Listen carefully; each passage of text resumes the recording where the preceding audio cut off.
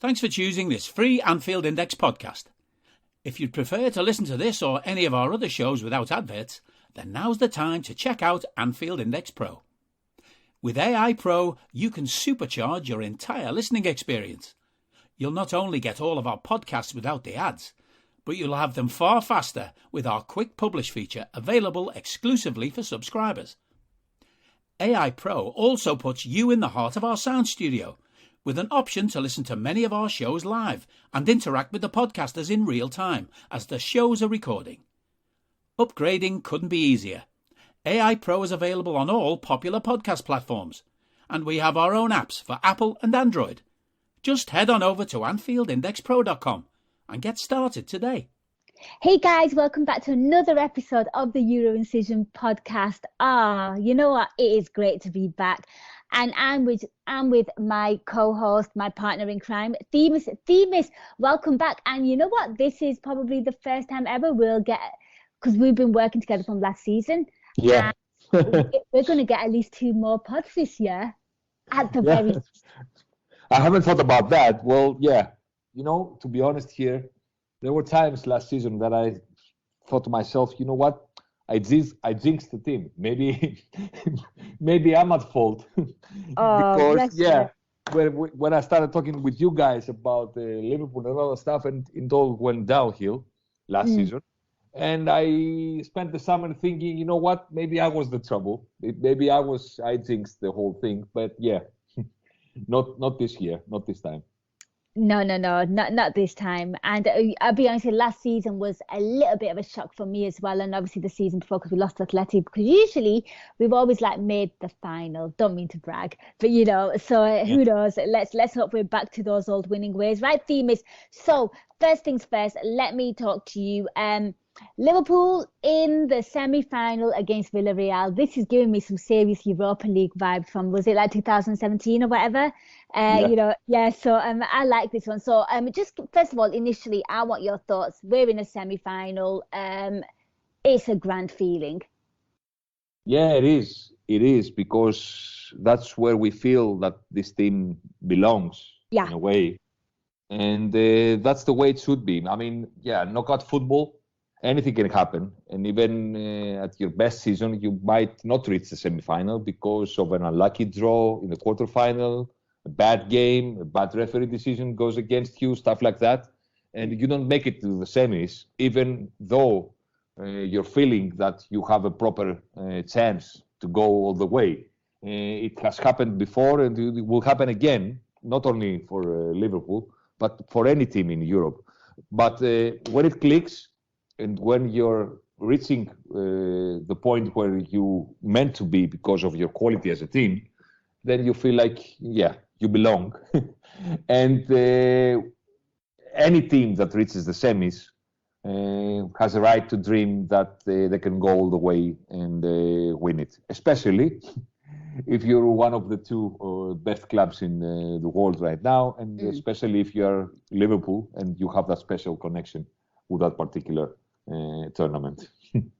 Absolutely right. Let's go back to the Liverpool-Benfica game. Obviously, Liverpool went in with a 3-1 advantage. Back at Anfield it was. So first things first, obviously we've got to talk about this game. What did you make of the team lineup? Well, I mean, there was a lot of kind of fresh faces, kind of changed it up a little, which was to be expected given the fact that we also have another big game over the weekend against Man City in the Cup. Well, anyone that read or heard Jürgen's press conference the day before kind of had it coming, because the way he talked about stuff that, we're in 3 competitions right now, but we cannot go and win all 4 trophies because it's impossible with the hectic schedule and all that stuff. Mm-hmm. And the way he talked about that, and with the scoreline of the first leg, with that impressive away win in Portugal, well, I thought, this is the lineup that he had in mind. I mean, resting key players after playing Benfica and City back to back, resting them, giving other players the opportunity to play and keep them fresh, It's about load management. It's about fatigue management. It's not about resting players because you have a semi-final tomorrow. It's not about that. It's about fatigue management. Actually, that's what I'm thinking. So yeah, Milner, Tsimikas, and Gomez, and everybody else. Yeah, the only Alisson is the person that you say, yeah, we won't rotate there. But all the other places, yeah. No. And I get that completely. And I guess when you are in a lovely, comfortable being 3-1 up, I guess you can throw the likes of James Milner in midfield. But hey, you know what? That's enough of that. Let's talk about the actual game. So what did you make of it? Like, what were your takeaways from that game? Because I think the first thing that we're going to have to talk about and discuss is potentially, I think we have to go to for me, one of the main men, I said Tsimikas. Yeah, I mean, that was a great night. That was a great night. You know what? I was working late that night, and I don't know if you guys, I have talked about that before, but I have a chance to talk about that again. I don't know if you guys realize how big Liverpool is outside of of the UK, outside of England. I mean, if you face it from a football perspective, you say, okay, there's two games playing at the same time, kickoff at the same time, and one game, yeah, maybe it's done and dusted because Liverpool are the better team and they've won away 3-0. So that's not the most interesting game of the night, right? The most interesting game of the night is the other one, when everything is up for grabs. And City are playing Atletico, and Simeone faces Guardiola again, and it's 1-0 in the first leg, and who knows how might that go, and all that stuff. And I was working at our website, the biggest sports website in Greece, and everybody was following the live coverage of the Liverpool game. Everybody. Not until the final 10 or 15 minutes, they switched off to see what's going on in Madrid in the Atletico versus City game. And Tsimikas might be one of the reasons, but he's not the main reason. I mean, Liverpool are massive here. Yeah, we've spoke prior to. I remember when Tsimikas actually joined Liverpool, and that's how we got in contact, and and I just remember you saying how huge Liverpool are, but look where he is now, and last season we didn't see an awful lot of him. When he comes on now, I'm so assured it doesn't feel like, oh my God, we're losing something on the left back, and like two assists. I mean, Trent will be proud there. Do you know what I mean? Like what? I mean, the assist for, the delivery for the Konate goal as well. Yeah. For me, that it just felt like a carbon copy of what he did last week, in terms of Konate's header. Yeah, the execution and everything. It was quite similar, and watching him celebrate with Konate and then listen to him screaming, "I told you," when they were celebrating right by the corner flag. That was a career night for Tsimikas. I mean, maybe he has had better games in his career, but not in an Anfield European night, not in the knockout stage quarterfinals of the Champions League, getting the Man of the Match award, because the people who vote are very smart and know that, maybe Bobby deserves it more because he scored 2 goals, but let's give it to this guy because it will mean the world to him. And it did. And it was a great night because it was a game in a quarterfinal involving the 2 best Greek players right now, the goalkeeper of Benfica and our backup left back at Liverpool. And it's a proud moment for us, but it's a huge day for him as well, because I'm gonna pick up from what you said. I mean, when we started talking, and he was the reason. And back then, I told you guys that I don't know how his career will go for Liverpool. It's a huge step for him. That but I can tell you that he's similar to Robertson. That's all I can tell you. So I know why Liverpool got him, because it wasn't a transfer in terms of getting a better player in from what you already have. It wasn't a transfer in terms of getting a different player in, like Thiago, when you have your midfield, but you need a midfielder that does things in a very different way than the other midfielders you have. No, it's a transfer when you look for a player that he's similar to what you already have. You don't care if he's the better player than Robbo, because you are absolutely delighted with what you have with Robertson. You're not looking for an improvement. You're looking for the same type of player that can offer you a backup, that can offer competition for Robertson, and that you can rely on him that when he's called up to start in a game, nothing will change. Not that much. I'm not saying that it's the same when we have Robbo on the team. No. Yeah. I mean, Tsimikas is not at that level. And maybe he will never reach that level, but it's okay, because he doesn't have to. He only needs to be a very decent backup. And when you watch him play like that, you got Liverpool timeline on Twitter saying, you know what? He will be a starter in maybe 17 or 18 Premier League clubs right now. 16. Easy. Yeah, and that's the point. That's the point of having that much quality as a backup. It's amazing. It's amazing for us. Amazing. And that's why they got him in the first place. And I'm so glad that everybody now can see the kind of player he is, the commitment, and the fact that he's 100% successful transfer. Another 100% successful transfer for Liverpool, because that's exactly what they needed. And that's exactly what they got. Absolutely. I'm thrilled for him as well. I mean, I think I do agree with what people say there, where he does like start for at least 13, 14 Premier League sides. I would agree with that. But then I've got to ask you something. Then, Themis, would you then I want the most realist answer here then, because then do you think he should not be it's hard for you because you're a Liverpool fan and you'll probably say, no, he should be a backup. Do you then think that maybe he's too good to be a sub? Well, no, I don't think he's too good to be a sub, because you're talking about, you're talking about world-class level right now. When we're talking about benching him, isn't it, really? Yeah, when you're talking about Liverpool FC right now, you're talking about the absolute elite of the club, the absolute elite of requirements and of standards, of performances, absolute elite about everything.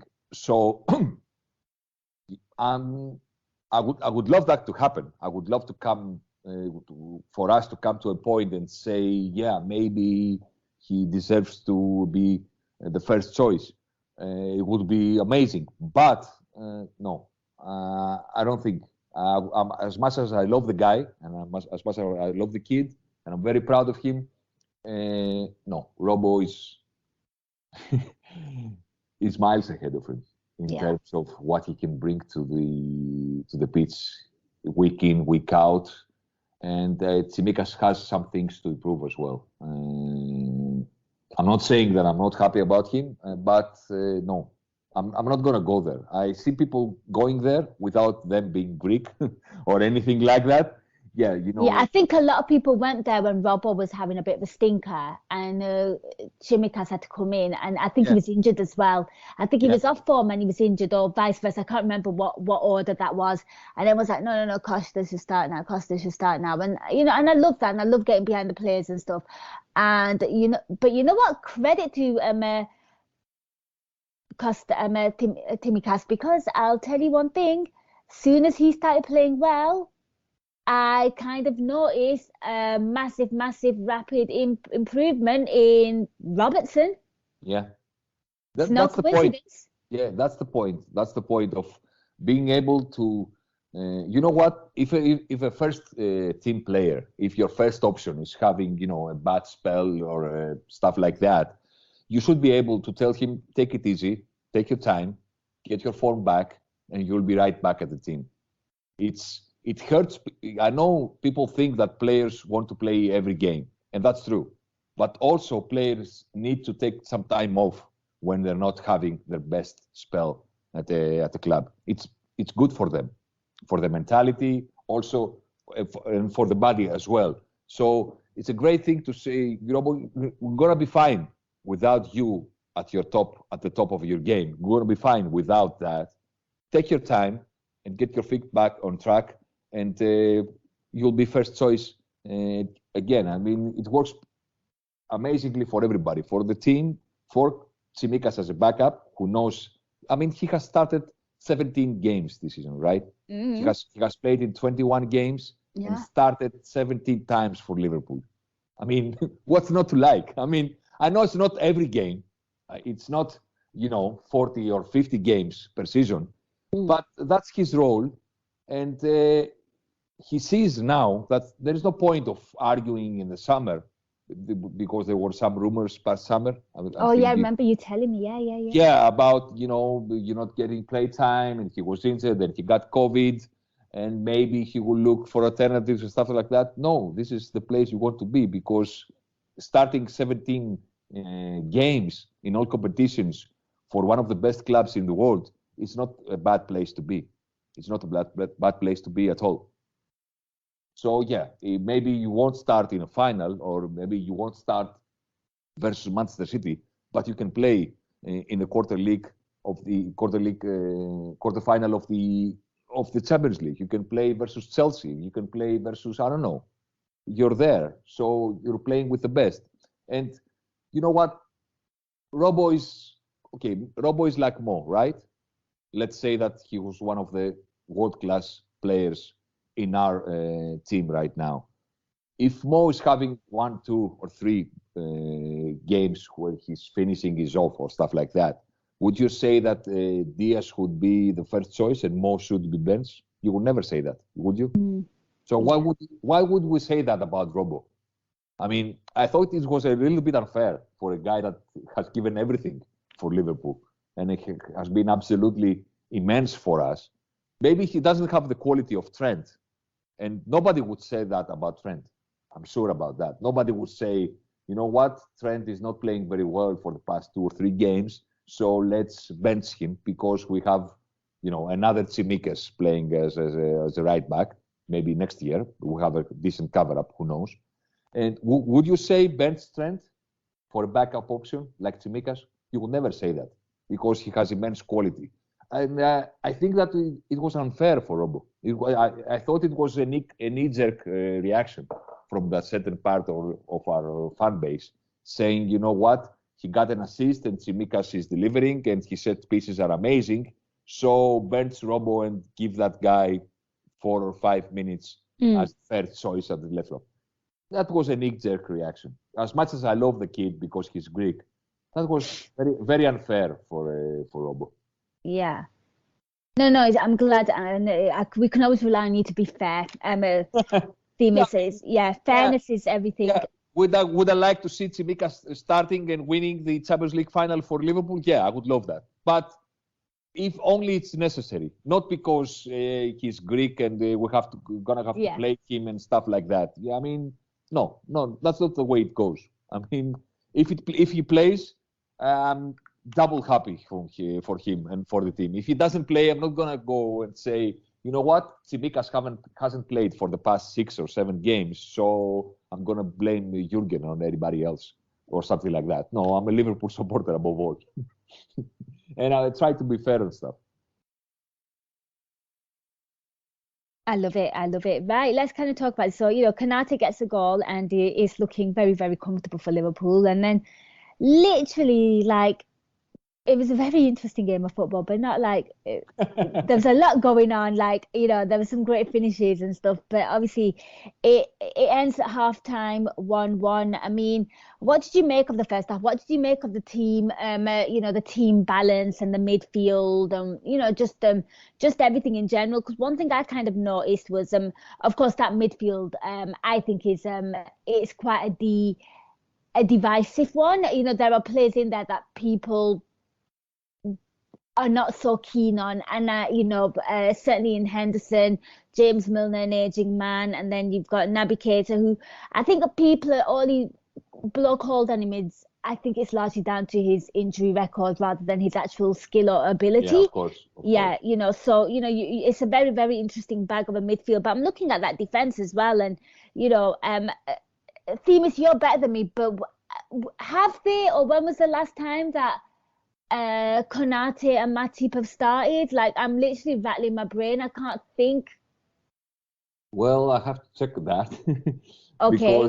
Because yeah, it's you're right about that. It's all about the balance and everything. Well, I know people that like to I don't know, talk negative about starting lineups and stuff like that, and the Brexit midfield and all that stuff. But you know what? If it wasn't for those players, we had to play Thiago again, right? Yeah. We had to play Mo again, maybe, Sadio, Fabinho, all that stuff. We had to play those guys, and everybody would be happy and say, yeah, we're playing with our best players again. But that's not the point right now. I mean, that's not the point. I mean, yeah, we have to play Milner. Either you like it or not, we have to play him right now. Because his experience, maybe you cannot have all those many changes and then have Jones coming in midfield. I'm saying just the name there. I get the logic behind Jurgen's choice for the lineup, because if we're going to change our whole defense and have Costas and Gomez and Matip and Konate, well, are we going to have inexperienced players in midfield also as well in the same game? Have we won 6-0 in the first half, in the first leg? No, we haven't won 6-0. Yeah, it was a great win, but with the away goal rule being scrapped up, you only have to lose with two goals to go to overtime and to be in real trouble. So if I'm going to change the whole lineup of the defense, I have to start Henderson and Milner. I have to, and Naby, in order to have some control of the game. So, yeah, the first half, not the most entertaining half of football. I mean, we had our chances with Diaz being, the most constant threat, in my opinion, and Agreed. with Bobby applying the pressure and Jota trying to find his moments as always. But what I take from the game, apart from Tsimikas' delivery and Bobby smiling again, which is something that I think it cheers everybody up. Yeah, and hearing the Bobby song.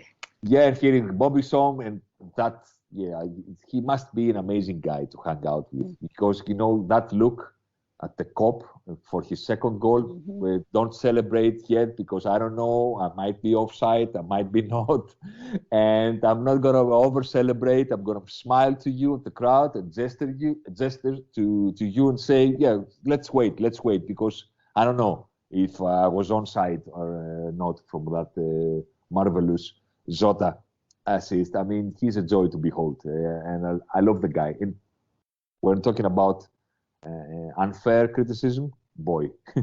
I mean, Bobby had all. I mean, he gets criticized every season, right? I mean, did he ever had a season that nobody criticized him in any spell of the season, and nobody said and go on Twitter and say we have to bench him and we have to buy another forward in the summer? Ever? Did we ever manage to get a season completed without Bobby getting the stick? I don't know. I've got a question for you, Themis. Which one of his 2 goals did you enjoy more? From Bobby? Well, I find him quite a flamboyant kind of player, the way he celebrates as well and things. I don't know. For me, it's a full package of what he is. Yeah, absolutely. Because he's even when he celebrated with Tsimikas as well, when Tsimikas got him his assist for his second, and he kind of like, I don't know, he almost like stroked his head or something. He did something very strange to Costas, which made me laugh. Did you see that? He like did something to his head. I was like, you're so extra, but don't change.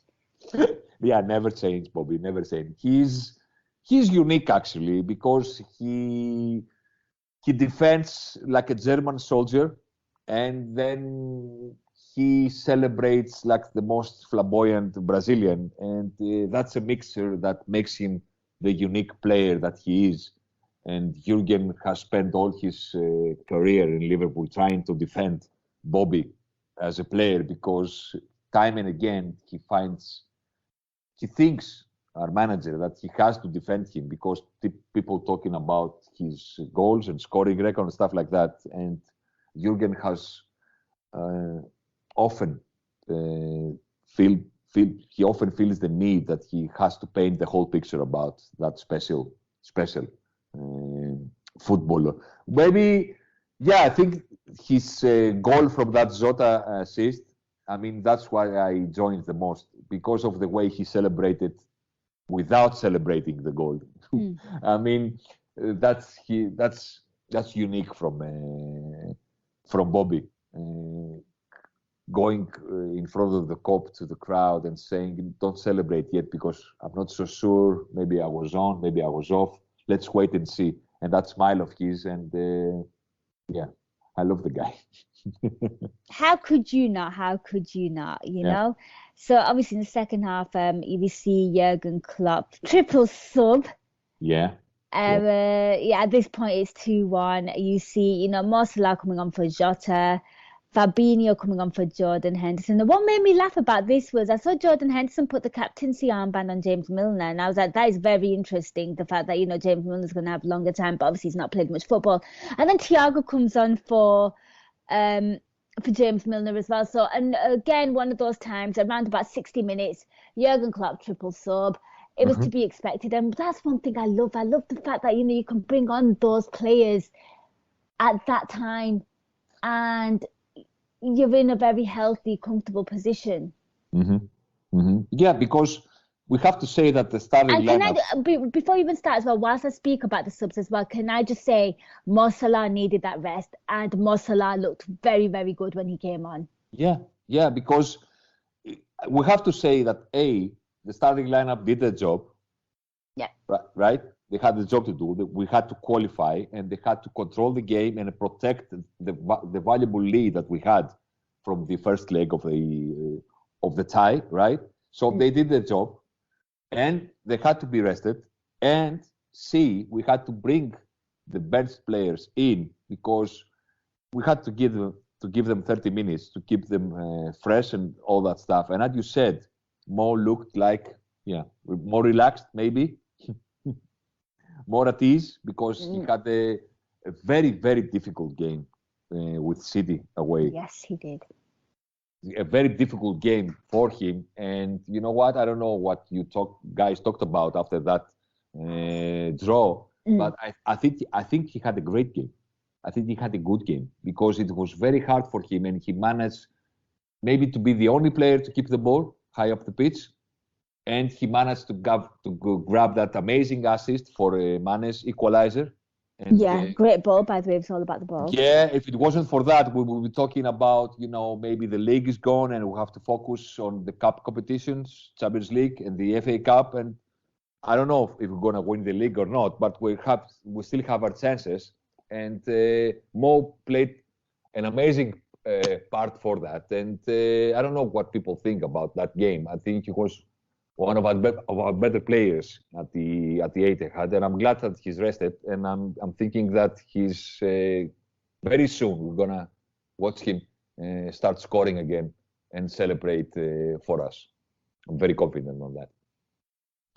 Absolutely, we can't wait as well, and I think he can't wait as well. I think it's just one of those things where once he gets one, I think it's gonna be like floodgates. I think they'll just keep coming and just keep coming, and for that, absolutely, we have no doubts. I mean, what's really interesting again in the second half, like I thought Liverpool looked in control for majority of it, and we're 3-1 at this point, and then it gets a little bit interesting. Now, can we just talk about this? Because what I noticed was, and obviously I've done a pod with Marco Lopez, and he speaks about their midfield being probably the weakest and the softest part. One thing I noticed was, and a lot the fullbacks having a lot of the ball, the wide players having a lot of the ball, but in the second half, what I noticed was it was the ball over the top that we just kept doing us.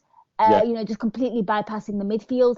And our defence, certainly on the right-hand side as well, I felt like they were, would you say that's fair as well, that they were more, trying to attack down our right-hand side where Gomez was, and it was kind of like, that over-the-top balls are doing us, and we were just like, what's going on? And this is where, and this player needed the rest, but that's where Virgil van Dijk is so badly missed, because he literally cleans up that ball. Well, that 90 minutes of football is a great watch for anybody that wants to know how amazingly difficult is what Liverpool are doing with their high line and their proper defenders on the pitch. I mean, you have to watch that game without unbalanced defense because of the players. It's not their fault, as Jurgen said. It's the manager's fault. I mean, I'm so glad he said that, because it was his way of telling people, don't criticize the players for those mistakes and the high balls that they didn't deal with, and the times that they kept Benfica players on side. Don't criticize them because they're unbalanced. They haven't played together for the biggest part of the season, and that's bound to happen. So you watch that, and you watch the goals that we conceded when the linesman had his flag up, and then VAR said, no, he was onside, time and again. And you watch that, and you realize, my God, how are they doing it? How are proper defense with Brobo and Trent and Virgil and Matip, how on earth are they managing time and again in every game to keep their line so high up on the pitch, and at the same time grabbing a record in the Premier League of how many times in a game they manage to get their opponents offside? I mean, how I don't know. I honestly don't have an answer. How they are so organized, so synchronized, so coordinated. It's like they're moving with one mind. It's like seeing a four-body defense with one single mindset, and that's amazing. That's very hard to do on the pitch. You know how hard it is? What's our return leg versus Benfica, and realize how hard it is, how amazingly difficult it is. So I think the only time where it looked, not that it looked, because that is wrong, because for me, I think they played really well, but the only time where I thought that quite recently that where it got quite tested was against Man City. And that is because it's a world-class team, like we've said. Exactly, with a world-class manager, with world-class tactics and all that stuff. I mean, absolutely. Versus Man City, a couple of things were not at the level we're used to, but you have to give credit to the opponent. You do? It's because, you know what, we're kind of used to, and we're a little bit spoiled, because what we're already witnessing is great teams, good teams, who have a great spell of results, and then they face Liverpool, and they have a very bad game, right? Mm-hmm. That's what we do to other teams.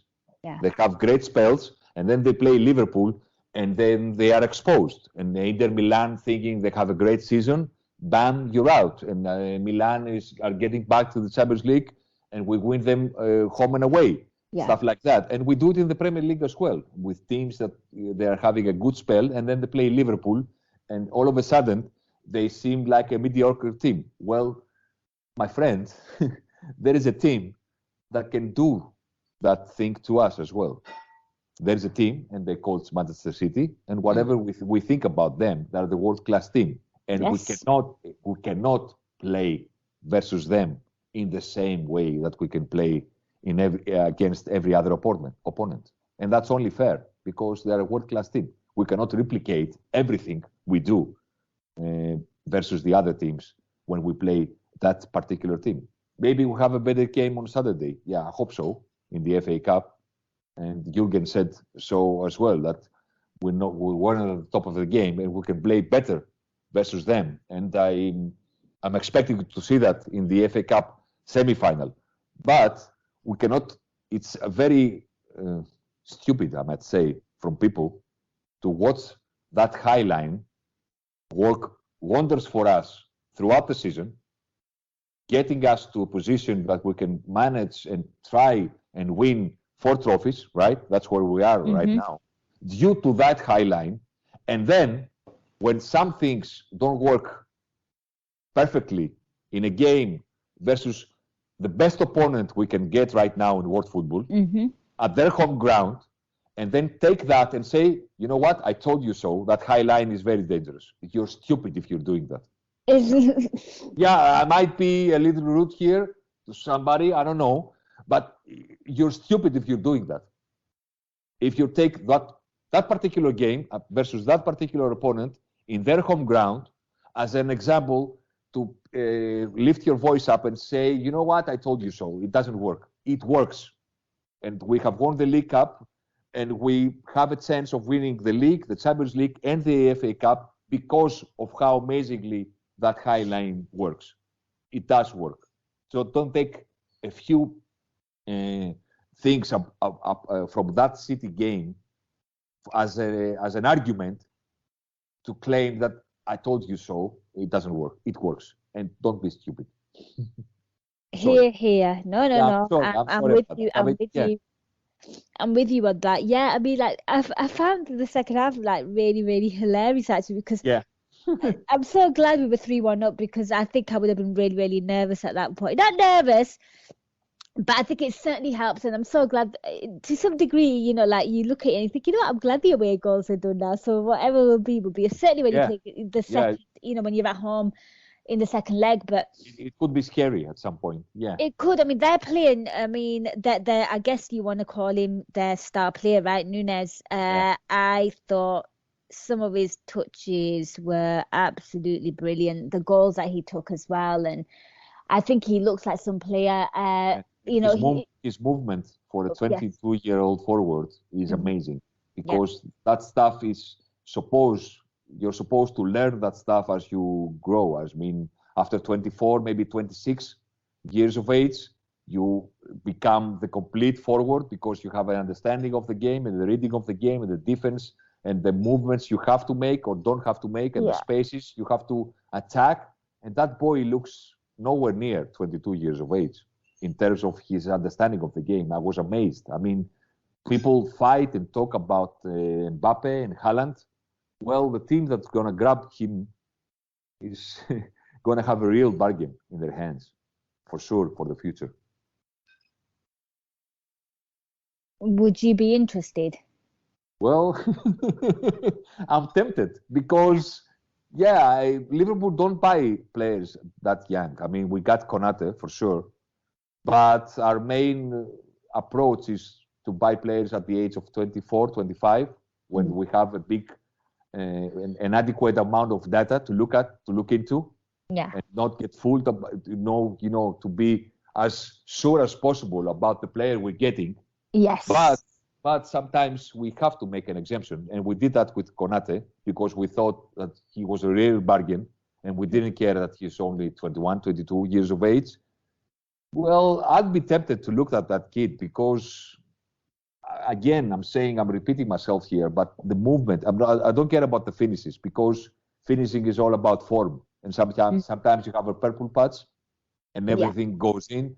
And sometimes you're Mo Salah of last season, of that horrible 10-game spell where he couldn't find the net for back of the net for his life. I mean, and if you watch him play at that particular games, you would say that not only he's not the best forward in the world, he's rubbish.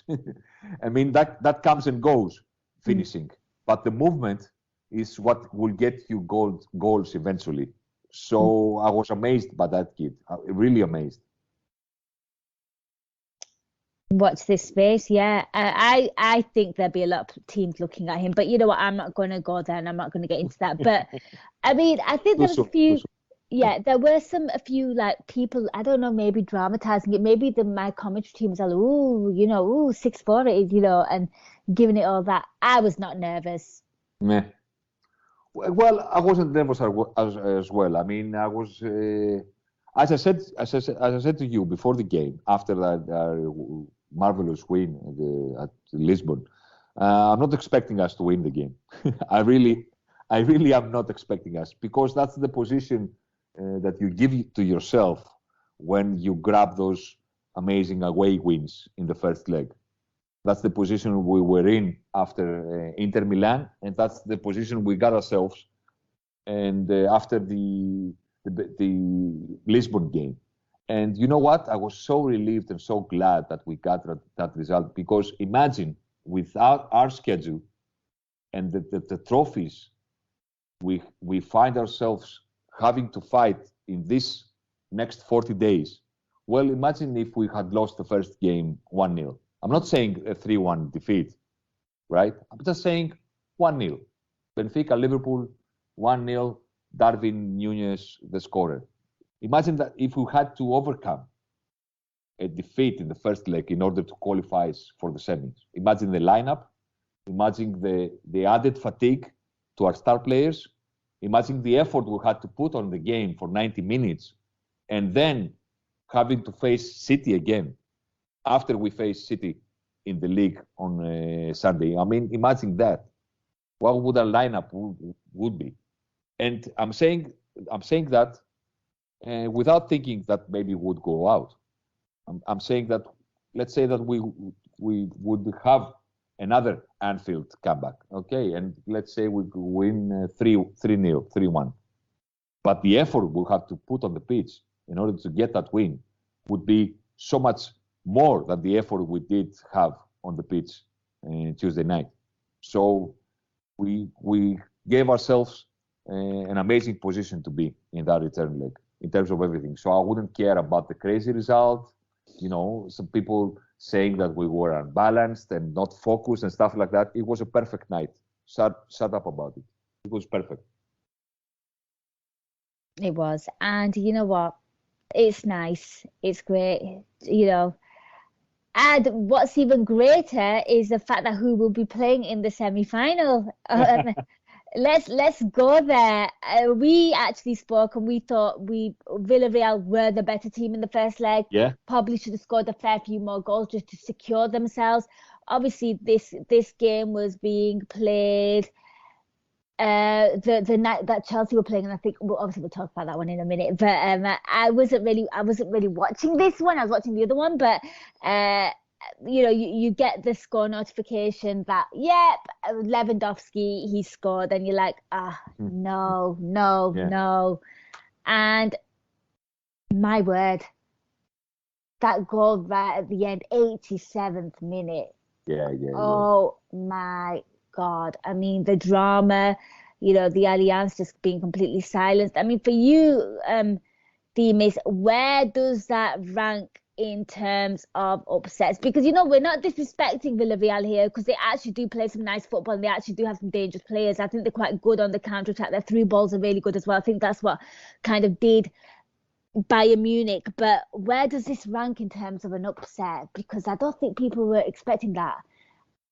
Well, we have to look at the tie,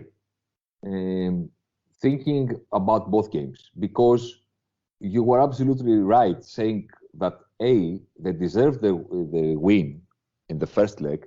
B, they were a little bit unlucky not to score a second goal, right? Yes. So they got their luck back in the away leg. I mean, Bayern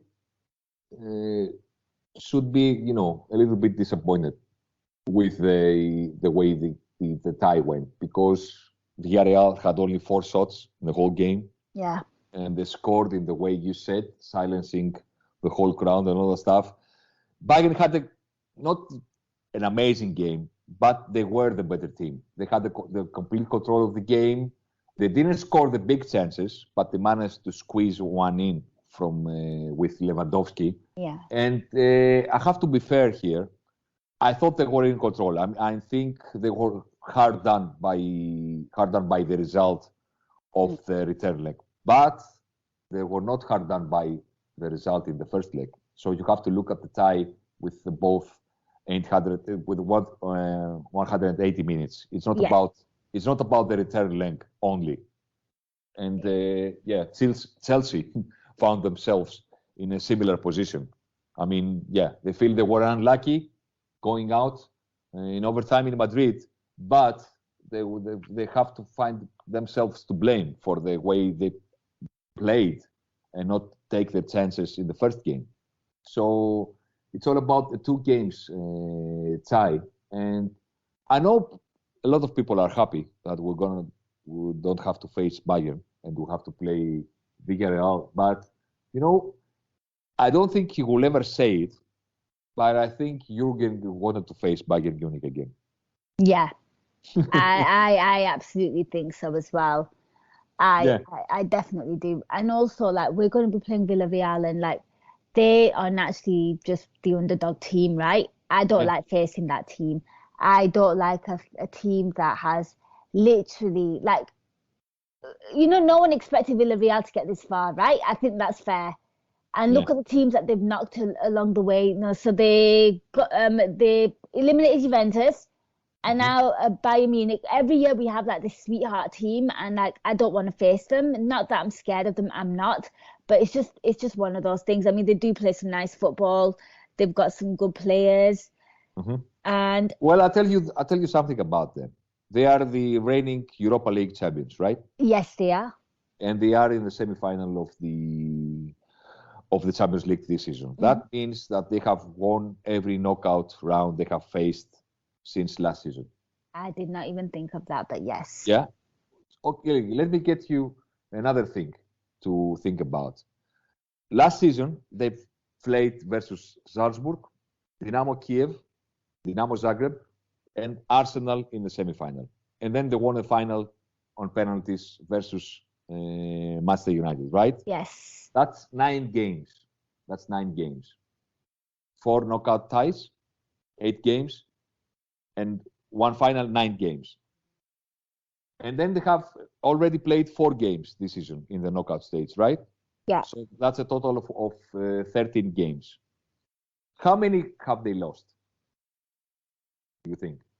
I'm not talking about the tie, because they have won every single tie to get here, right? And to win the cup. I'm talking about a single game, a single defeat. How many games? You know what? You're going to shock me now. I bet they've scraped a lot. Well, am I right? They haven't lost a single game. Have they not lost a single game?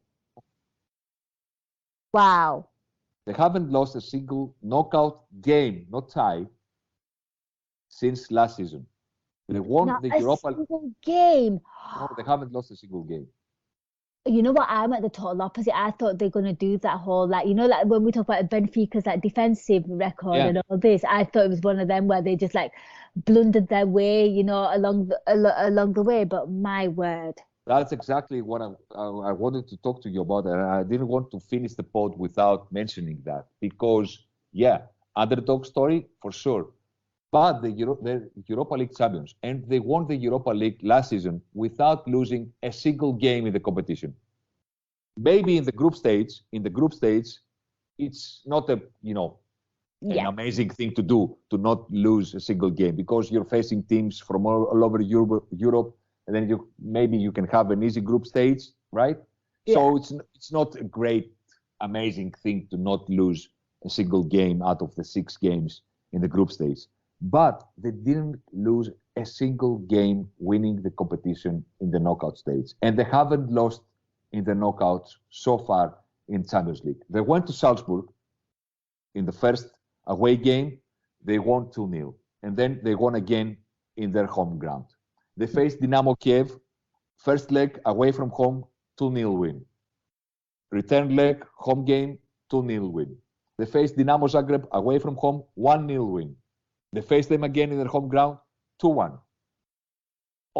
6 wins in order to reach the semi-final. Then they faced Arsenal, and they won the first game at their home ground, 2-1, and they grabbed a 0-0 draw in the return leg in the Emirates in order to advance to the final, where they didn't lose versus Manchester United, and they grabbed their win on penalties. So this season, they draw with Juventus at their home ground, and they go to Italy and smash them. Yes, they did.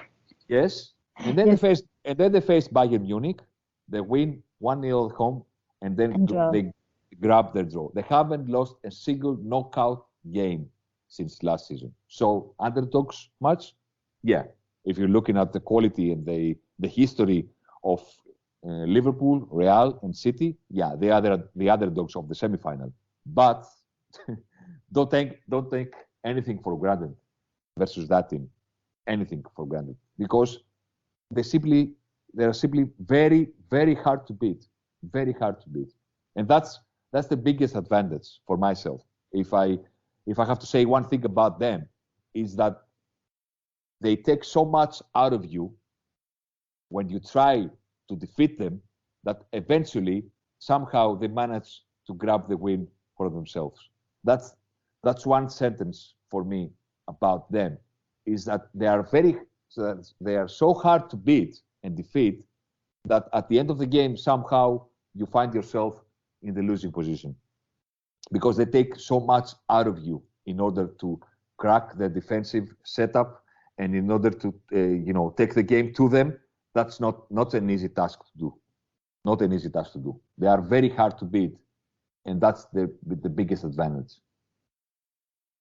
Yeah, I've felt the same as well. Like their defensive shape is pretty decent. 2 banks of 4s, and tight space between the midfield and the defense, which it kind of makes me very, very happy and very, very blessed and grateful to think about the kind of forwards that we've got, and what they could potentially do against that setup as well. Right, so let's move on to, I think, probably the game that we did, I watched that night, was Chelsea versus Real Madrid. Now, I was watching this game and I was going through all kinds of emotion for a neutral, which was quite bizarre because you should not be going through so many emotions as a neutral.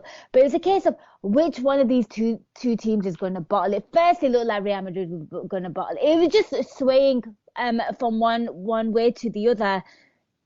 I felt like Chelsea started and approached this game how they should have started and approached the first one. Yes, exactly. They were on the front foot. They looked aggressive. But you spoke about the Bayern Munich and Villarreal set of results, and I felt the same here. Chelsea should have put in that result in the first leg, and they were having to claw back what went horribly wrong for them. But you know what? They started off really well, and I'm sure you were sat there as well. When the people likes of Mount and Rudiger scored, you're like, oh my gosh, this could get very interesting. Very interesting. I mean, it even made it even more crazy because Werner even scored. I was like, what the hell? Yeah, I mean, that kid, he seems to be a little jinxed. I mean, even when he scored with an amazing solo goal, very difficult goal to take, and he didn't have his moment because eventually they didn't qualify, and all the whole planet, all they talk about is that Modric outside of the boot assist to Rodrigo. Nobody talks about Werner, but had they qualified for Chelsea, it would be a great story for him, and people on the press would write stories about him, and his redemption and all that stuff. And even when he scores, he doesn't. Yeah, he never catches a break. You know what I mean? I don't know. Yeah, I do feel like, obviously him and Havertz came together, and I feel like he has just really it's just not really kicked on for him. And obviously he was like the player that we were linked with him as well. Yes. Maybe we jinxed him because he didn't want to wait when we told him, wait, because we have to sort out our financial situation. Yeah. And he said, yeah, I'm not going to wait because Chelsea are making a much, much better offer for him. Maybe we jinxed him and said, yeah, go to Chelsea. See what's go work with Frank Lampard instead of Jurgen Klopp. Yeah, that's a great choice for you. Yeah, I'm sure you'll learn so much. But again, you spoke about that Modric pass. I mean, that guy absolutely is unreal. That pass was absolutely phenomenal. I thought Rodrigo's finish was great as well, but no one will mention that. I thought Modric pass. And you know what? I remember actually when Luka Modric won the Ballon d'Or, and I was a bit like, how on earth has he won it that season? And I'm not going to lie, and I was a bit like, really? First of all, I'm really, really glad that he did, and he kind of changed it up. And when you look back now, maybe not for that season, but for just his contribution as what he is as a footballer. Exactly. You said it perfectly. Yeah. And I love the fact that he kind of, I don't know, brought a bit of difference in between that whole Messi and Ronaldo rivalry as well. I mean, for me, that season, he shouldn't have, I could get why he won it, but for me, nah, not really. But in hindsight now, I look back and I'm like, you know what? I'm glad you won it. It gives me like the whole Pavel Nedved vibes. I mean, you said it perfectly. I agree with every single word you said. When he won it, I was saying, yeah, you're giving Ballon d'Or to a player who scored only one goal in the season. And I'm not saying that his job is to score goals and stuff like that, but he didn't have a season like Xavi or Iniesta in the past for Barcelona. Those guys who a lot of people were saying that they were hard done by the fact that they never won it, right? But as you're saying right now, in hindsight, it's a great thing to remember that he actually won it for taking Croatia to the World Cup final. He didn't win it, but what can you do about that? And again, I have to say, as you said, because you are very honest about that many mixed feelings during the game, and that shouldn't happen as a neutral fan, right? Yeah. It's another set of games that proves me right when I say that Real Madrid are the only club in Europe that they are not punished in the Champions League when they have an off night. All the other clubs, you're having an off game, you're having maybe just a half of game. What you're not at the top of the game, you're out. You're making a single mistake, you're out. Adrian passes the ball to their opponent. Liverpool are out when they face Atletico Madrid, even though they have an amazing game that night, right? Bayern Munich, you had an off night in Spain in the first leg versus Villarreal. Well, maybe you can have a great night in Munich, but one single shot, one single counter attack, you're out. The only team in Europe that can have an off night and still qualify is that team, is Real Madrid.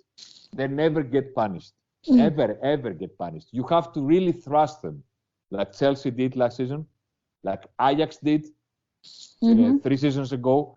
You have to really thrust them.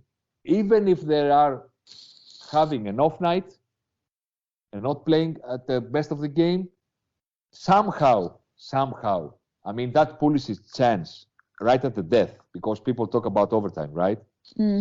Yeah, but it was 3-1 to Chelsea, and Pulisic had that chance at the stoppage time from the 6th-yard box, and it went out. And I think they have good players, I know, and they have players that can make a difference, and they have players that can work wonders in the decisive moments. And they had Ronaldo, and now they have Benzema, and now they have Modric and all that stuff. But that chance, it's not about the quality of your team, right? It's not about your team. It's about pure luck. It's not even about, Alisson making a save, right? It's not about, having Alisson at goal and making that wonder save versus Napoli 3 seasons ago, yeah? When we all said that he kept us in the competition. Well, it's a moment of luck, but it's also a moment of quality from your goalkeeper, right?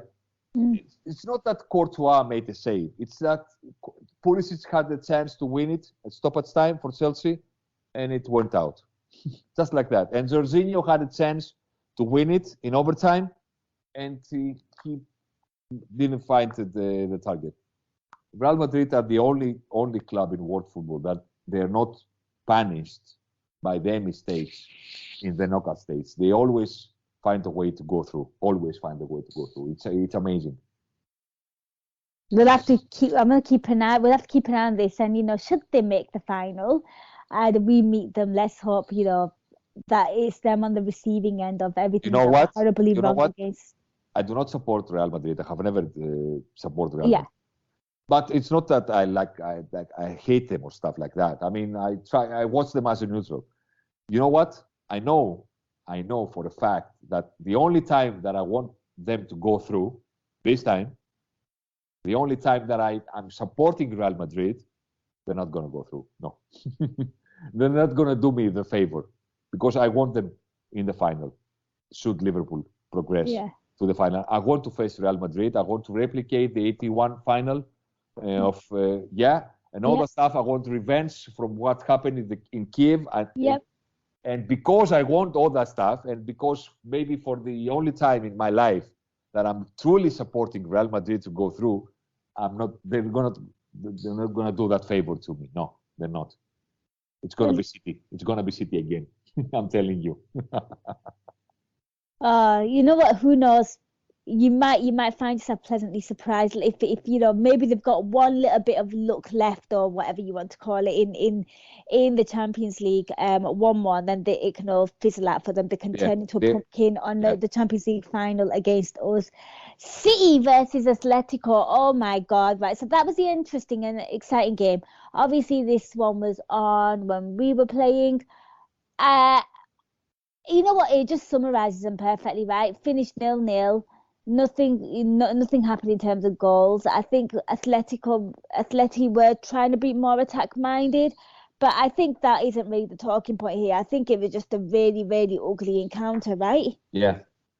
Well, I've heard and I've read a lot of stuff about that game. Very different stuff, about the way that Atletico forced City in playing football in a way they don't like for the past half hour of the game, right?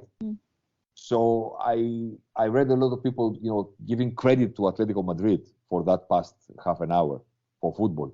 And I'm not saying that I disagree with that. All I'm saying is that we have to look at some things from the City perspective, from their part of the game. And, City are a team of quality and team of, attacking football and all that stuff, which they're having trouble in the knockout stages, right? They got knocked out by lesser teams at the past, and then they went to the final last season when they lost versus Chelsea.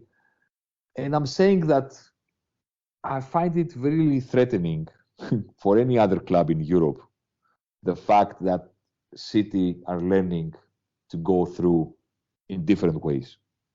Because if they keep their qualities as an amazing football team and as an amazing attacking machine, if they keep that and add to their arsenal that they can go through in that game, because the way the game was played in the final 30 minutes of the game, you would say that favors Atletico, right?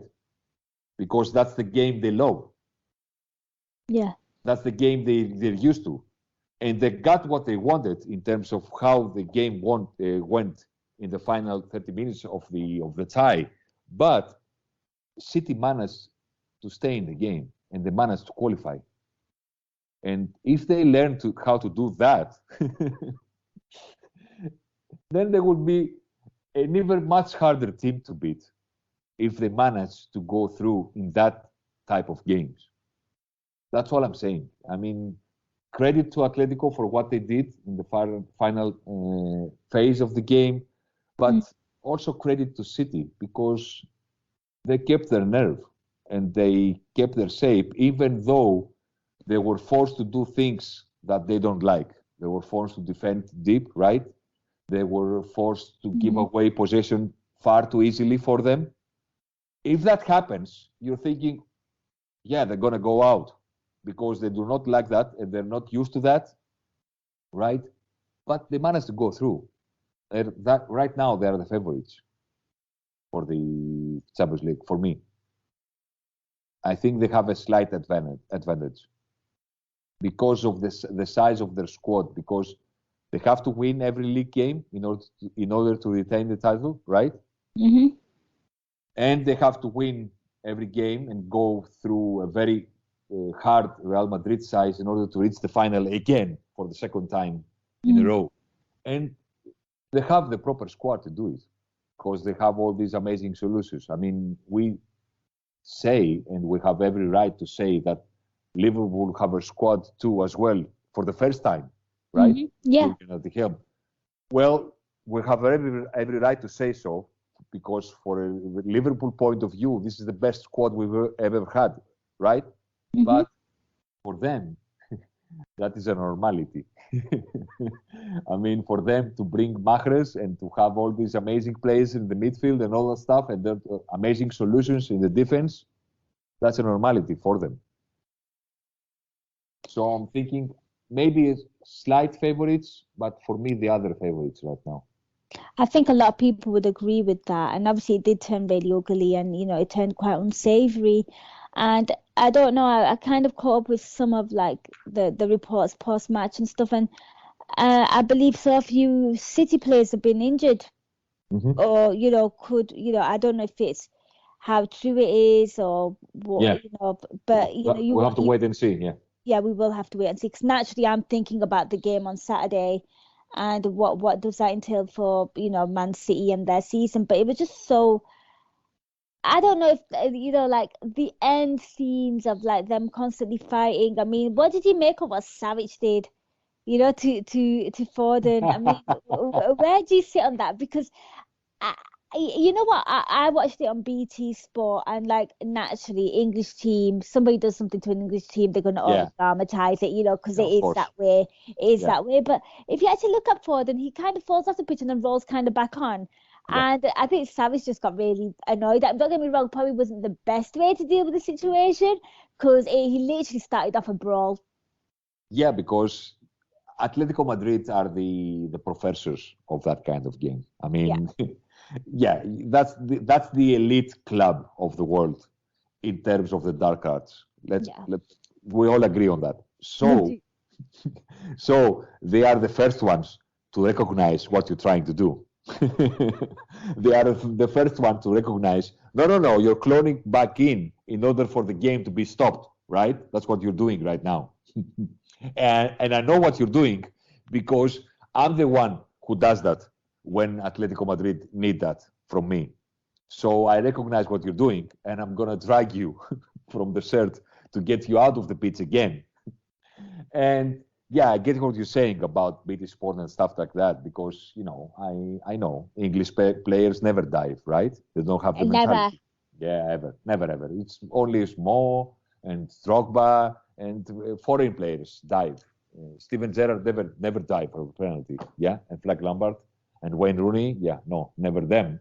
It's only foreigners that dive and simulate and stuff like that. And, I actually did a pod about that. And I said that, maybe the worst football cliche is the phrase, scenes that nobody wants to see. Because, we have to be honest here. Everybody loves fighting. I mean, commentators and journalists always say, that's the ugly aspect of the game and scenes that nobody wants to see. And that's very unprofessional, and players fighting and cursing each other and spitting and stuff like that. But you know what? Nobody switches the channel. Nobody switches the TV off when there is a brawl or stuff like that. We all love to see that.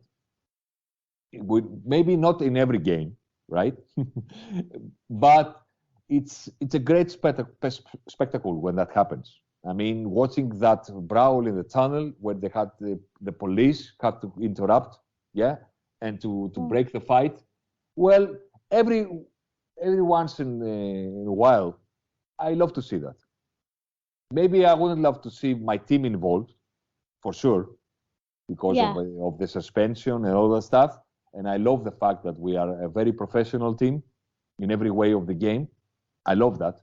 Yeah, it's a huge credit to the boys and to Jürgen. But if I'm watching a game as a neutral, I would love to see them fight every once in a while. I don't mind. I don't care. It's not scenes that I do not want to see. It's scenes that I love to see. I mean, that Grealish cursing Savage, hilarious. I love that. I don't care. And Simeone with all his antics and clapping the referees and City, and the irony of Atletico Madrid blaming Manchester City that they were trying to stop time and stuff like that. Yeah, beautiful. That natural. I mean, I thought that as well. Yeah, I mean, what's not to like? Yeah, every once in a while we should have a game like that. No football, no tactics, no beautiful outside of the boot assists and dribbles and amazing goals. No, a hard-fought 0-0 draw with 20 players fighting about that. Every once in a while, I would love to see a game like that. Proper little throwback game of football there. It takes you back to time. Right, Thema. So to you, they are the favourites, and I think a lot of people would agree with that. I think a lot of people would definitely agree with that. I think we have pretty much come to the end of this pod. Is there anything you'd like to share from the games, from these knockout ties? Anything? It's yours. Well, just a wish that Liverpool are gonna go to both cup finals we're fighting for right now. Just a wish that we're gonna play the FA Cup final and the Champions League final, along with the remaining fixtures of the league. And let's all have a date back in June and see where that games led us. I mean, that's my only hope, for us to fight and at least reach both finals. Maybe we finish the season with the League Cup as our only trophy. Maybe that's a possibility. Maybe we can win something more, right? Yeah. But it's amazing to think that we're in a position to fight for the league, for the FA Cup, and the Champions League as well. So, I know some people wish that we can win them all, right? Yeah. That's a fair wish. I mean, I don't disagree with that. All I'm saying that I'm wishing for a more realistic thing to happen. So my wish is for us to play both finals, and let's see where that takes us. Maybe we can win them both. Maybe we can win one of them. Let's see. But I really want to see that football club in that season play in 3 finals and fight for the league until the last day of the season. That's my wish right now. And then let's see the trophy count at the end of the season. Basically, Themis is not saying it, but I'll say it. He wants the quadruple, but he'll never ever say it. No, you know what? No. I don't want to quadruple. I want us to advance in both finals, play them, and fight for the league until the last day of the season. And then at the days of the final, I can have a different wish, right? Absolutely, yeah. You increase the bar, right? I get that completely. Yeah. And you know what, actually, Themis, I'm going to say something because you've just made me think about something. And to all the Liverpool fans that are listening to this, enjoy these moments. Yeah. Enjoy this team, because I remember, and you'll remember too, listeners, where our season was over by March. Yeah. Absolutely nothing to play for, nothing to do. Yeah. And watching European football without Liverpool in it. Yeah. And having people talk about it, and you have to persuade them that Liverpool belong there, and they're looking at you and saying, "What are you talking about? What are you talking about?" And I'm saying it's not Champions League football if Liverpool are not in the knockout stage. That I always used to say that. And you know what? I still remember having to watch Chelsea play Man United in Champions League final. Oh, yeah, I remember. Yeah, and I cannot have the choice of not watch the game, right? Because I'm a journalist and I have to watch the Champions League final and I love the Champions League. And then I have to watch the game thinking, who do I hate more? Yeah, who do I hate more? Who do I support? You know, the answer is, just I'm going to say that. You know who I supported in that final in 2008? Chelsea versus Man United? Take a guess. The referee. No, I supported Man United. Fair enough. Because I hated the fact with what Abramovich and all that stuff back then. And I said to myself, you know what? You have to support the proper football team, even if that's Man United. And I supported Man United, and I never regretted it. Never. I supported them.